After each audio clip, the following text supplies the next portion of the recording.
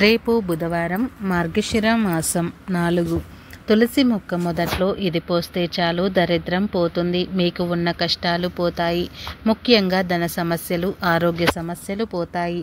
ఐశ్వర్యం లభిస్తుంది. అపార ధన ప్రాప్తి కలుగుతుంది అని పండితులు చెప్తున్నారు. తులసి చెట్టు చాలా పవిత్రమైన చెట్టు. తులసి చెట్టులో స్వయంగా శ్రీ మహాలక్ష్మీదేవి స్వరూపం. అందుకే శ్రీ మహావిష్ణువు తులసికి అత్యంత ప్రీతికరమైనది. తులాభారంలో సత్యభామ సమర్పించిన సకల సంపదలకు లొంగక రుక్మిణి సమర్పించిన ఒక తులసి దళానికే బద్ధుడైన వాడు శ్రీకృష్ణుడు. మన సనాతన ధర్మంలో తులసిని ఎన్నో విధాలుగా స్తుతించారు. తులసి లేని ఇల్లు కళావిహీనమని చెప్పారు.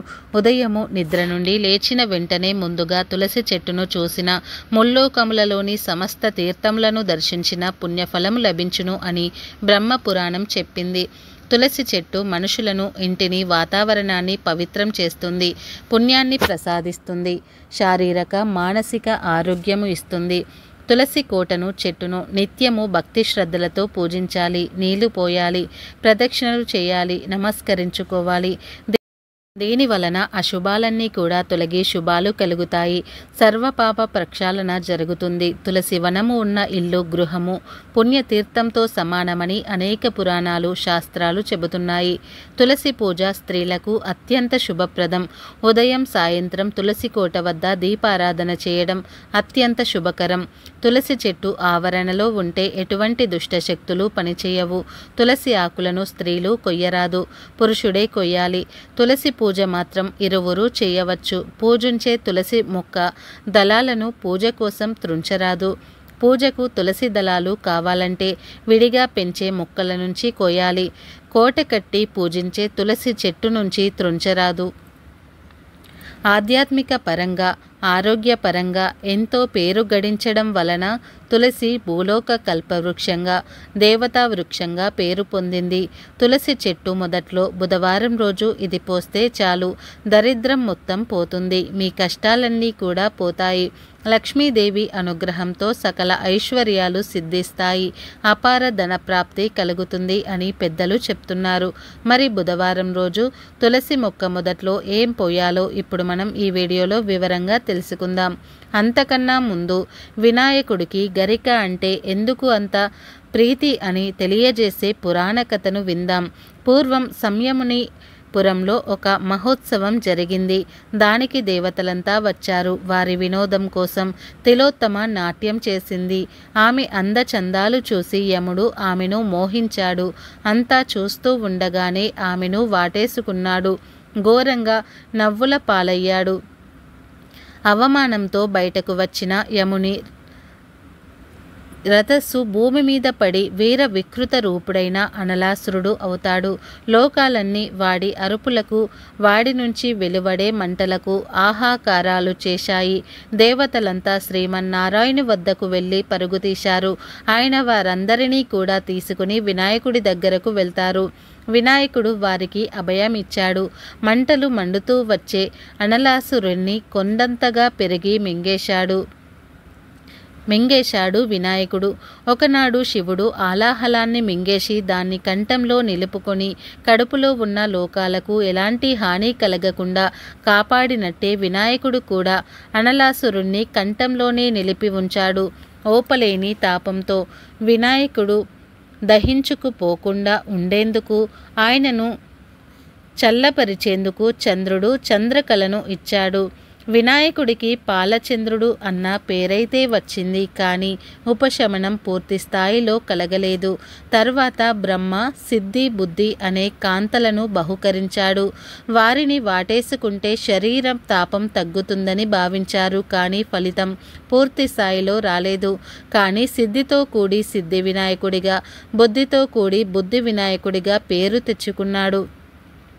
తర్వాత విష్ణుమూర్తి 2 పద్మాలను అందించాడు.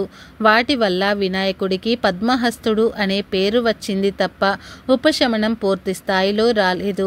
తర్వాత కంఠంలో కలిగిన మంటకు ఉపశమనంగా పామును ధరించిన శివుడు వినాయకుడికి ఇదే చికిత్సగా పనికి వస్తుందన్న ఆలోచనతో ఆదిశేషుణ్ణి ఇచ్చాడు. కానీ ఆయన పొట్టకు చుట్టుకున్నాడు.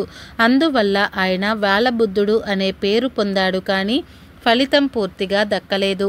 ఆ తర్వాత విషయం తెలిసి అక్కడికి 80,000 మంది ఋషులు వచ్చారు. ఒక్కొక్కరు 21 గరిక పోచల చొప్పున 16,00,000 గరిక పోచలను అందజేశారు. వాటితో శాంతోపశమనం కలిగింది వినాయకుడికి. వినాయకుడి వేడి తగ్గి చల్లగా మారాడు. అది తెలుసుకున్న దేవతలు కూడా గరికను సమర్పించి వినాయకుని సంతోషపెట్టారు. పూజకు సంతోషించిన విఘ్నేశ్వరుడు ఇలా అన్నాడు: నా పూజలో ముఖ్యమైనవి ఈ గరిక మాత్రమే. ఇవి లేని పూజ వల్ల ప్రయోజనం ఉండదు. అందువల్ల 1 లేదా 21 గరిక పోచలను నాకు సమర్పిస్తే నేను ఎంతో సంతోషిస్తాను. ఆకాశమంతా బంగారం, వజ్రాలు, వైడూర్యాల కన్నా కూడా ఒక్క గరిక పోచ గొప్పది. నాకు గరికతో ప్రీతికరమైనది కనుక నన్ను ఒక్క గరిక పూజతో పూజించిన 100 యజ్ఞాలు చేసిన ఫలితాన్ని పొందుతారు. కాబట్టి నాకు గరిక సమర్పిస్తే మీకు అత్యంత పుణ్యం వస్తుందని గణేశుడు దేవతలకు చెప్పాడు. కాబట్టి దేనితోనూ తగ్గని గణేశుని తాపం ఒక్క గరికతో తగ్గింది. ఎందుకంటే గరికకు ఉష్ణాన్ని తగ్గించి చల్లదనాన్ని కలిగించే శక్తి ఉంది. దీనికి ఆధునిక పరిశోధనలు కూడా నిరూపించాయి. గరిక పోచలపై పలుచని శీలిక అనే పదార్థం రక్షణ కవచంగా ఉంటుంది. ఇది ఉష్ణమాపకం నుండి ఉష్ణ నిరోధక పదార్థమని కూడా సిలికాతో తయారు చేస్తూ ఉంటారు. కాబట్టి అగ్ని సంబంధమైన తేజస్సుతో ఆవిర్భవించిన అనలాసురుని మింగేయటంతో లంబోదరుడి ఉదరంలో ప్రజ్వరిల్లిన అగ్నిని గరిక పోచలు తగ్గించాయి. అందుకే విఘ్నేశ్వరుణ్ణి ఒక గరిక పోచతో పూజిస్తే చాలు, 1,000,000 జన్మల పుణ్యం వస్తుంది. కోరిన కోరికలన్నీ నెరవేరుతాయి. ఆ స్వామియే మీ కోరికలను నెరవేరుస్తాడు. గడ్డిపోచే కదా అని తేలికగా తీసిపడేయకండి. గణేశుణ్ణి మెప్పించేందుకు అదే గొప్ప సాధనం అని మన పెద్దలు చెప్తున్నారు. గరిక వక్రతుండ మహాకాయుణ్ణి ఎలా మెప్పించోందో చెప్పేందుకు మరొక ఉదంతం కూడా ప్రచారంలో ఉంది. అది శివపార్వతుల పెళ్లి జరిగే రోజు. పెళ్లికి శివుడు బంధుమిత్ర సపరివార సమేతంగా తరలి వస్తాడు అన్న భావించి హిమవంతుడు హడావిడి పడి యుగం మెచ్చిన తన అల్లుడు అలా ఇలా వస్తాడా అని అందరి ముందు గొప్పలు చెప్పుకున్నాడు. మంది మార్బలంతో వచ్చే శివుడిని స్వాగత సత్కారాల కోసం ఘనంగా ఏర్పాట్లు చేశాడు. తీరా చూస్తే శివుడు గట్టిగా 10 మందిని కూడా వెంట పెట్టుకోలేకుండా చాలా మామూలుగా వచ్చాడు. 10 మంది, ఒక పిల్లవాడు, ఒక ముసలి ఎద్దు ఇలా బేలగా వచ్చిన శివుడిని చూసి హిమవంతుడు నిరాశపడ్డాడు. ఇలాంటి వాడిక పర్వతరాజు కూతురు పార్వతీదేవి పెళ్లి చేసుకుంటుంది అని జనం ఎక్కడ నవ్వుతారో అని తెగ బాధపడిపోయాడు. కడుపులో బాధ ఆపుకోలేక బయటకు అనేశాడు. వెళ్ళి పెళ్ళికొడుకు హంగు ఆర్భాటం ఇంతేనా, ఎంతమంది వచ్చి పడతారో అని భూమి ఆకాశాలు బద్దలయ్యేలాగా ఏర్పాట్లు చేశాను అని శివుడితో అన్నాడు.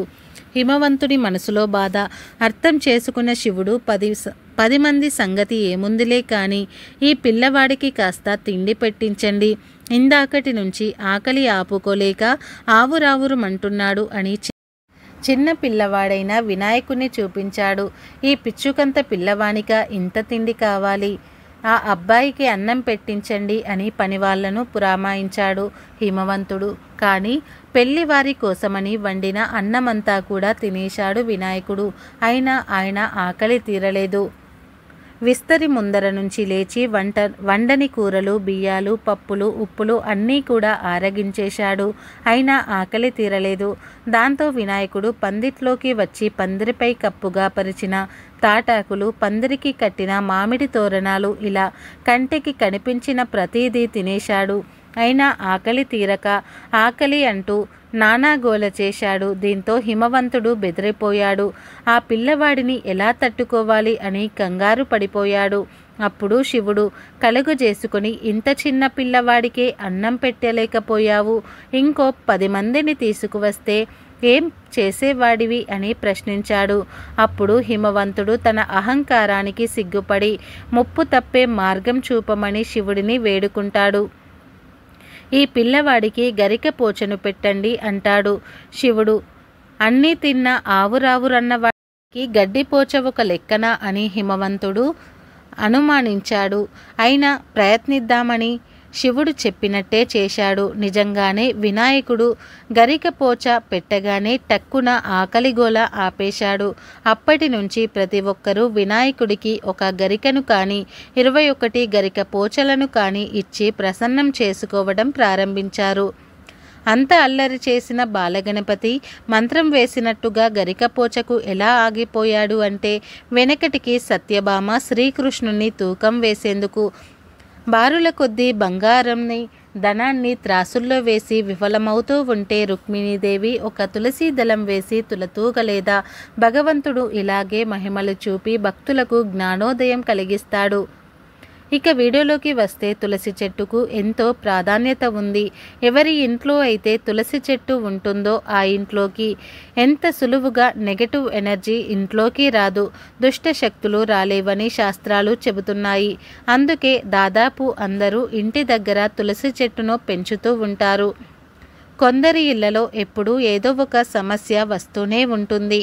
అది ధన సమస్య కావచ్చు, ఆరోగ్య సమస్య కావచ్చు, ఇంకా వేరే ఏదైనా కూడా సమస్య కావచ్చు. ఇలా ఇంట్లో ఎప్పుడూ ఏదో ఒక సమస్య వస్తుందని బాధపడేవారు బుధవారం రోజు తులసి మొక్క మొదట్లో ఇది పోస్తే చాలు అపార ధన ప్రాప్తి కలుగుతుంది. మీకు ఉన్న ధన సమస్యలు తొలగిపోతాయి అని పెద్దలు చెప్తూ ఉన్నారు. అసలు ఏం చేయాలి అంటే బుధవారం రోజు పగటిపూట ఒక గ్లాసును తీసుకోండి. గాజు గ్లాసును తీసుకుని దానిలో కొంచెం గోపంచకం పోయండి. అంటే మీ దగ్గరలో నాటు ఆవులు ఉంటే వాటి గోపంచకం సేకరించి తెచ్చుకోండి. లేదా బయట గోపంచకం అమ్ముతారు కదా, అది అయినా సరే కొని తెచ్చుకోండి. 2 స్పూన్ల గోపంచకం తీసుకొని గ్లాసులో పోయండి. ఆ తర్వాత దీనిలో కొంచెం నీళ్లు పోయండి. అలాగే ఈ నీటిలో చిటికెడు కుంకుమను కలిపి చివర్లో కొన్ని నువ్వులను కూడా వీటిలో వేయండి. తర్వాత ఈ గ్లాసులో నీటిని తీసుకుని తులసి మొక్క దగ్గరకు వెళ్ళి ఒక్కసారి మనసులో మీకు ఉన్న బాధలు, కష్టాలు, దరిద్రాలు అన్నీ కూడా తొలగిపోవాలి అనుకొని వీటన్నింటినీ కూడా తులసి చెట్టు మొదట్లో పోసేయండి. ఇలా ఒక బుధవారం కాదు, మొత్తం 7 బుధవారాలు, అలా మొత్తం 7 బుధవారాలు తులసి మొక్క మొదట్లో నీళ్లు పోశారంటే ఖచ్చితంగా మీకు ఉండే దరిద్రాలు, సమస్యలు అన్నీ కూడా తొలగిపోతాయి. లక్ష్మీదేవి అనుగ్రహం లభిస్తుంది. అపార ధన ప్రాప్తి కలుగుతుంది. కనుక ప్రతి ఒక్కరూ కూడా బుధవారం రోజు తులసి మొక్క మొదట్లో ఈ నీళ్లు పోసి మీ సమస్యలను తొలగించుకొని సంతోషంగా జీవించండి. మా వీడియో నచ్చితే లైక్ చేయండి, షేర్ చేయండి. అలాగే మా ఛానల్ని సబ్స్క్రైబ్ చేసుకొని మాకు సపోర్ట్ చేయండి. ఈ వీడియో నచ్చితే కామెంట్ బాక్స్లో ఓం గం గణపతియే నమః అని తప్పకుండా కామెంట్ చేయండి.